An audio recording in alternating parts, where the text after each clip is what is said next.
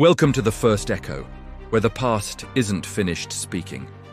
More than 2,000 years ago, before modern nations, before parliaments, before presidents, there was a city called Rome.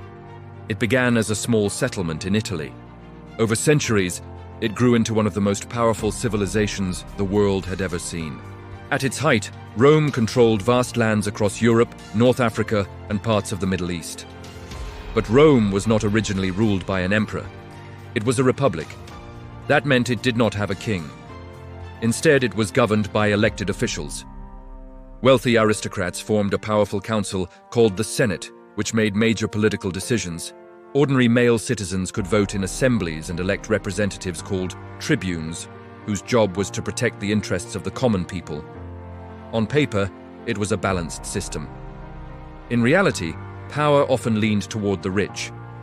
By the 2nd century BC, Rome had become extremely wealthy through war. It defeated rivals like Carthage and expanded its territory across the Mediterranean. Conquered lands brought treasure, slaves, and influence. But something dangerous was happening beneath the surface. Most Roman citizens were small farmers. They owned modest plots of land and served as soldiers when the Republic called them to war. These citizen soldiers were the backbone of Rome's strength. However, wars lasted longer and stretched farther from home. While these farmers were away fighting, many fell into debt. Some returned to find their farms neglected, damaged, or taken over. Meanwhile, wealthy elites began accumulating massive estates known as latifundia. These estates were worked by slaves captured in war, which made them cheaper and more profitable than small family farms. Slowly, the middle class of Rome began to disappear. More citizens moved into the city, unemployed and landless. Wealth concentrated in fewer hands, and into this growing imbalance stepped a young Roman aristocrat named Tiberius Gracchus. Tiberius was not poor. He came from one of Rome's most respected families. His father had been a high-ranking official. His mother, Cornelia, was admired throughout Rome for her intelligence and strength of character. Tiberius had everything to gain by staying quiet. But while serving in the military in Spain, he witnessed something that unsettled him. He saw Roman soldiers, citizens who had fought bravely returning to poverty.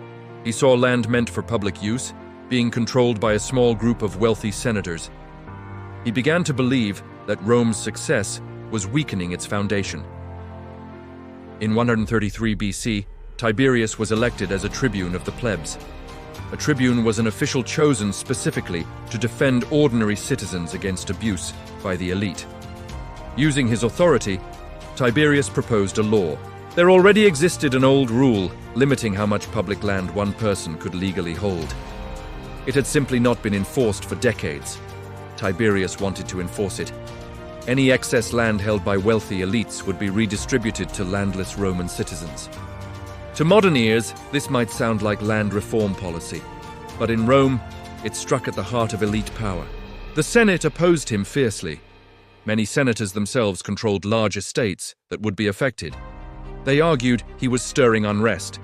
Some accused him of seeking personal power. When another tribune tried to block his proposal using a veto, Tiberius did something unusual. He removed that tribune from office. Though technically possible, it broke long-standing political tradition. In Rome, tradition was sacred. Stability depended on it.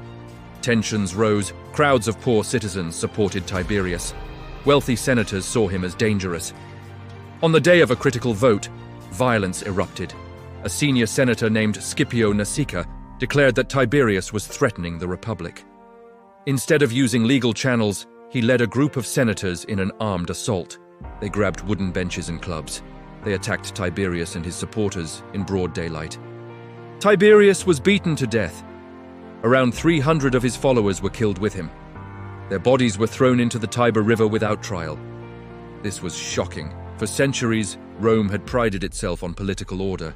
Disputes were supposed to be settled by law, not mob violence among officials. Something had changed. 10 years later, Tiberius's younger brother, Gaius Gracchus, attempted to continue the reform movement. Gaius was more strategic.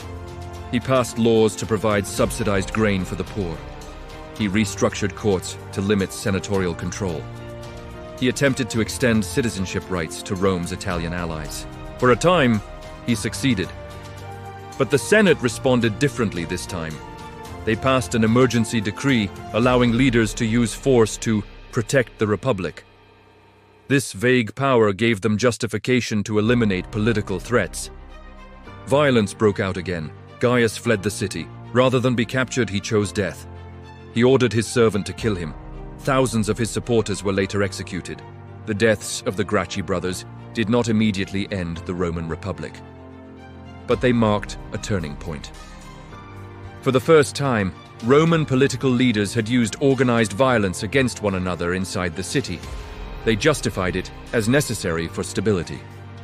In the decades that followed, political competition in Rome grew increasingly brutal. Rival generals would raise armies against each other. Civil wars erupted. Eventually, the Republic collapsed and gave way to the rule of emperors, beginning with Augustus. The Gracchi brothers did not intend to destroy Rome. They believed they were saving it, strengthening its citizen base, restoring fairness, preventing deeper collapse. But their struggle revealed a truth that echoes across history.